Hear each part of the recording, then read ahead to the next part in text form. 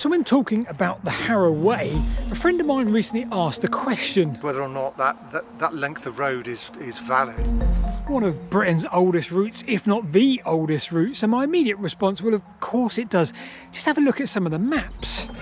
The Harrow Way supposedly travels from Kent to Devon, all across southern Britain, a trade route, a cattle driving route, maybe even later pilgrimages, but surely it exists, right?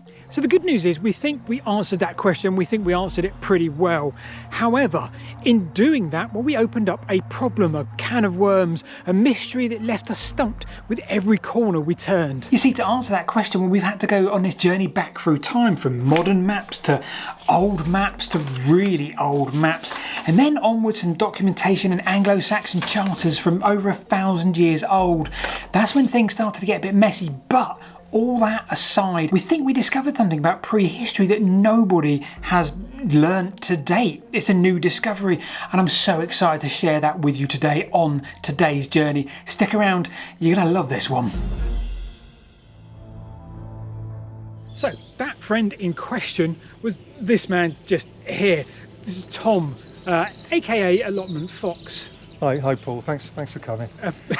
Pleasure. And here we are on the Harrow Way. The Harrow Way, So yes. I appreciate you joining me. I've got a million questions for you, like more than a million questions. I hope to be able to answer them. Hopefully. I want you to answer some questions as well, because you're local. That's a good point. Okay, so we started with the maps. Now, from start to finish, Kent to Devon, well, it's probably too messy for one project. So we started with what evidence we could find with the branch between Stonehenge and Basingstoke. So if we refer to the modern day OS maps, well, this isn't too difficult to trace with all sorts on here, road names, in modern writing, Gothic writing, you name it. So I'm gonna insert this entire route here as a set of maps that I can use throughout this video, so hopefully it's clear for me and for you. Now similarly, if we hop back to the late 1800s, well, we know that a lot of the antiquities on the modern maps come from these maps too. So late 1800 OS maps, we have the route pretty clear. Right. So Tom, I'm local, and for years I've had friends at Harrow Way School. I've got friends that live on Harrow Way Road, blah, blah, blah, blah. So I've known about the Harrow Way for years. It's on current maps, it's on OS maps in Gothic writing, it's on 1800s maps. Why ever are we questioning that the Harrow Way exists? Where did it come from? Because, well, up until yesterday, I couldn't find any really old references to it.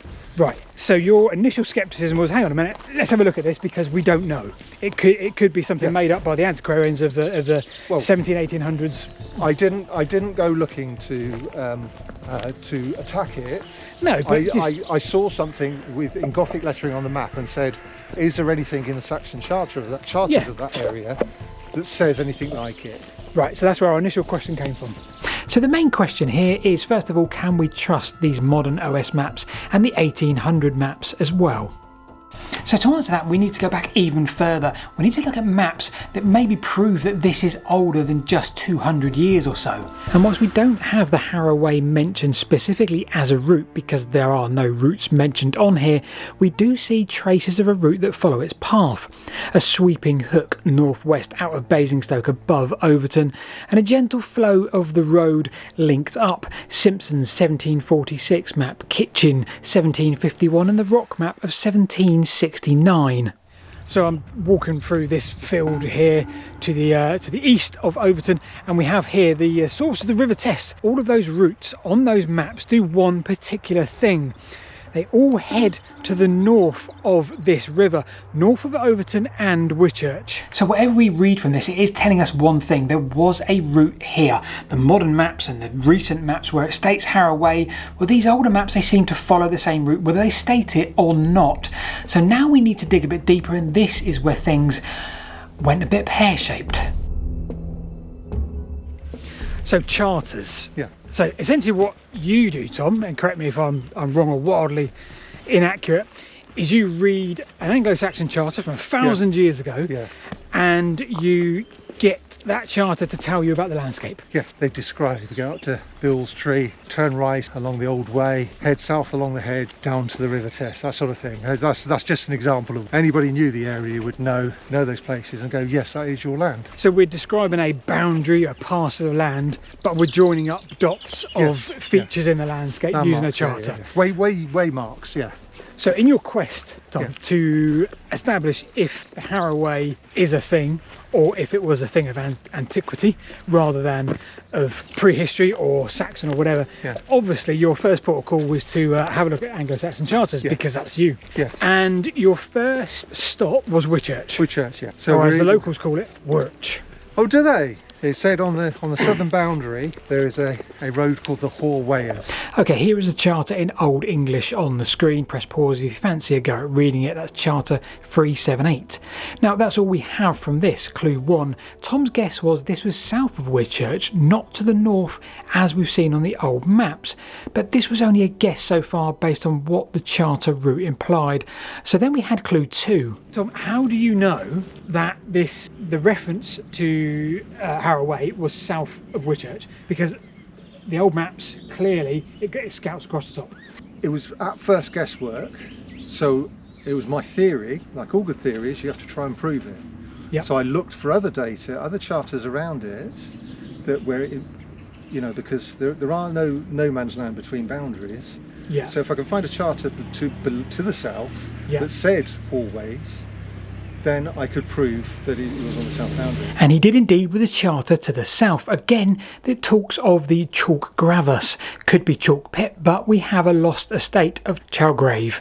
So we have 2 charters now using the same phrase, Chalk Gravus, and then to the Haraway. Well, that's 2 boundaries joining up right there to the south of Whitchurch. Okay, so we've got a little bit of a stalemate here. We've got a route to the north, clearly on all of the modern maps and even on some of these very old maps. But these charters, well, 378 and 360, well, they seem to imply we have a clear route to the south of these. Right, so Tom, there is another, I'm going to call it a problem. Yes. With all this, there is another problem. I, in my very brief research, found nothing to the west of Way Hill in terms of my 19th century, 19th century maps and modern OS. Nothing to the west. Now you came to me this morning and said, hold on, we have something else to consider with the name Way Hill. We do. Way Hill is Weach, which means pagan idol. Okay, I don't think Tom quite appreciated the significance of what he just said there. We'll come back to that very shortly, because then I re-looked at some of these old maps, because someone sent me this one, 1744.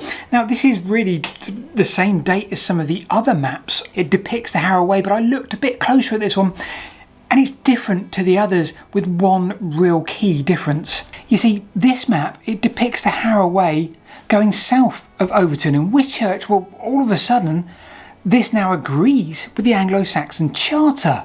So are we seeing actually an ebb and flow of the Haraway? Maybe it wasn't this fixed route. It isn't recording history as such. Instead, the Haraway is recording priority, and the maps record that priority too.